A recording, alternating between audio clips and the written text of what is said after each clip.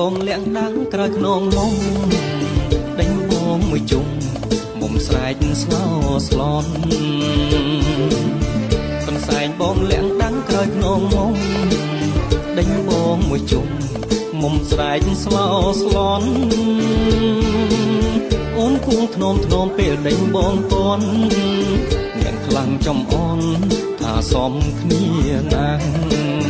អ្នកខ្វះចំអន់ថាសមគ្នាណាស់លេងលៀងកន្សែងប្រឡែងគូស្នេហ៍សំបាយម្លេងទេពុកម៉ែចាំចាំលេងលៀងកន្សែងប្រឡែងគូស្នេហ៍សំបាយម្លេងទេពុកម៉ែចាំចាំអូនលាក់តែបងមិនឆ្លងគេខ្លាំង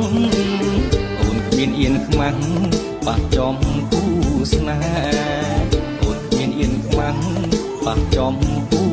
ស្នេហ៍លេងលាក់កន្សែងប្រឡែងកូនមន់ដល់គេដេញតន់ស្លោស្លន់រកម៉ែលេងលាក់កន្សែងប្រឡែងកូនមន់ដល់គេដេញតន់ស្លោស្លន់រកម៉ែល្បែងព្រោះជាត្រីជាស្នាដៃខ្មែរយើងនាំគ្នាថា